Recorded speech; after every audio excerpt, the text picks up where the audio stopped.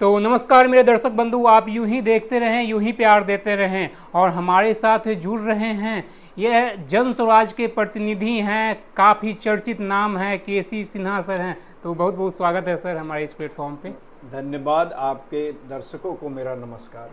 तो जो सर का नाम किसी नाम का मोहताज नहीं है, क्योंकि एक दौर था बिहार में जहां हर एक लोग अगर आईआईटी का तैयारी करते हैं, इवन इफ +2 की पढ़ाई कर रहे हों, तो सर का किताब जरूर पढ़े होंगे। तो उस दौर को सर, और आप इस राजनीति में आ गए हैं, तो कैसे देखते हैं सर दोनों को? देखिए, उस अनुभव को लेकर के हम राजनीति में आइसोलेट करके नहीं देखना होगा। अच्छा। उस अनुभव के साथ हम राजनीति में आए हैं और मेरा तो ये मानना है कि राजनीति में हर क्षेत्र के अनुभवी लोगों को आना चाहिए। अच्छा। स्वास्थ्य क्षेत्र के, कानून के क्षेत्र के, अच्छा। टेक्नोलॉजी के क्षेत्र के, अच्छा। कृषि के क्षेत्र के, अच्छा। समाज सेवा के क्षेत्र के, अच्छा। शिक्षा के क्षेत्र के, अच्छा। हर क्षेत्र के अनुभवी लोगों को राजनीति में आना चाहिए ताकि आपके अपने अनुभव का यूज करके बिहार को विकसित प्रदेश बना सके। और ये प्रशांत किशोर जी का कहना भी है कि हम बिहार को बदल के रखेंगे, जो पलायन है हम रोक के रखेंगे।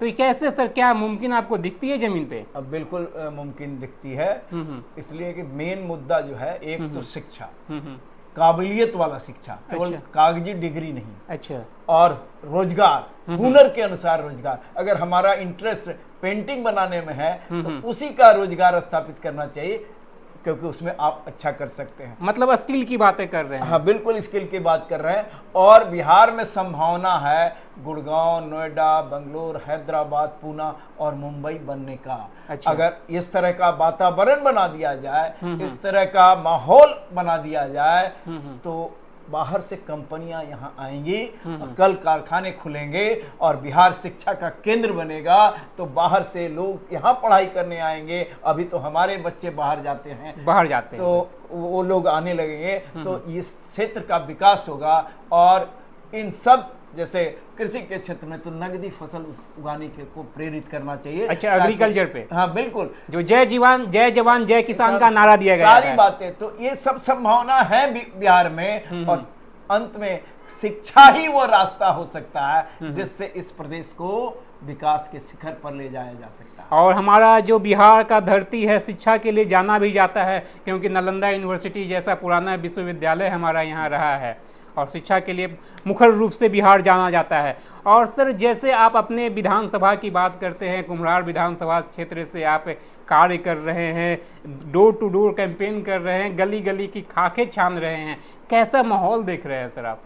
माहौल तो बहुत उत्साहित करने वाला है। अच्छा। और युवा वर्ग बदलाव चाहता है। अच्छा। युवा वर्ग चाहता है कि बिहार को विकसित राज्यों के लिस्ट में बिहार श्रेणी आगे बढ़े। बिहार में नीचे से अभी हम लोग देखते हैं कि कहाँ पोजीशन है। अच्छा। ऊपर से देखना होगा, मतलब बिहार में संभावना है विकास के शिखर पर पहुंचने का। अच्छा। विकसित राज्यों के लिस्ट में पहला दूसरा होने का। अच्छा, जब आप गली में घूमते होंगे सर, तो बहुत आपके शिष्य भी मिल जाते होंगे आपको, तो क्या क्या कहते हैं सर कि आप राजनीति में आए हैं, कैसा है सर? क्योंकि बिहार का राजनीति आमतौर उस शिक्षा के लिए नहीं जाना जाता है।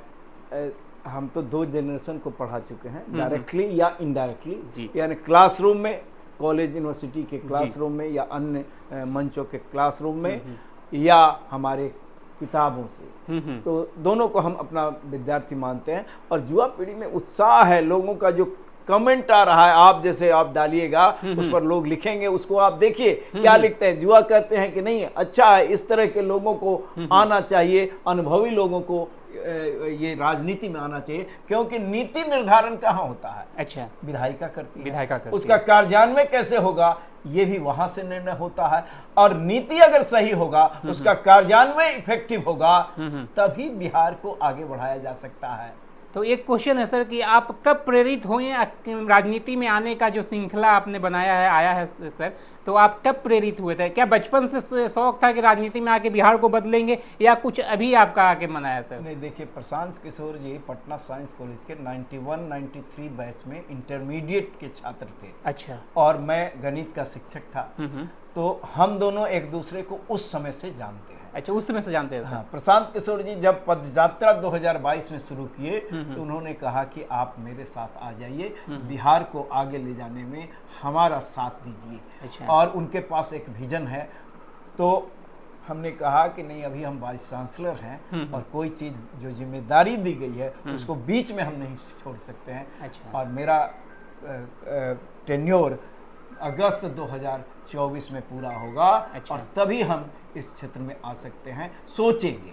अच्छा। 2024 के अगस्त के बाद उन्होंने फिर मुझे कहा कि आपने कहा था, अब तो सोचिए। अब तो तो सोचिए। 2 अक्टूबर 2024 को इस पार्टी की, जन स्वराज पार्टी की स्थापना हुई। और उसमें मंच से जो 5-6 लोगों का उद्बोधन हुआ, इंक्लूडिंग प्रशांत किशोर जी, तो उसमें से एक मैं भी था। और मंच से भी उद्बोधन में हम यही कहे कि बिहार को आगे ले जाना है तो शिक्षा ही वह रास्ता हो सकता है, और कोई दूसरा विकल्प नहीं है। तो एक क्वेश्चन से हमारा लास्ट रहेगा कि जो अभी देख रहे हैं आम जनता में भी ये धारणा बन चुकी है कि आपकी जो पार्टी है प्रशांत किशोर जी का जन स्वराज पार्टी, लेकिन न प्रशांत किशोर लिस्ट में दिखे, न उनके राष्ट्रीय में जो अध्यक्ष हैं उदय सिंह जी दिखे, और न भारती जी दिखे। तो इसको क्या आप लोग में कुछ मनोबल की कमी आई है या फिर कुछ उस तरह का है? नहीं, रणनीतिकार है प्रशांत किशोर जी। अच्छा। रणनीति, पार्टी के लिए बेहतर रणनीति क्या होगा उसको वो समझते हैं। आप ये बताइए कि युद्ध क्षेत्र में जनरल क्या बंदूक लेकर के किसी फ्रंट पर चला जाए, ये उसका काम है, या रणनीति बनाना है कि कैसे हमारी सेना को विजय मिल सकता? रणनीति बनाने वाले का ज्यादा कंट्रीब्यूशन होगा, ज्यादा कंट्रीब्यूशन। हाँ, तो वो उस चीज को उन्होंने तौला, सकारात्मक और नकारात्मक दोनों बातों को ध्यान में रख करके। और डाटा के तो वो मास्टर हैं, तो अंत में उनका निर्णय है, और हमको लगता है ये सही निर्णय है। तो देखिए चाणक्य क्या भूमिका निभा रहे हैं, पहले दूसरे के लिए निभाया करते थे और आज अपने पार्टी के लिए, जन स्वराज के लिए वो अपने चाणक्य का भूमिका निभा रहे हैं। और आपका क्या विचार है, क्या जन स्वराज से आप प्रभावित हैं?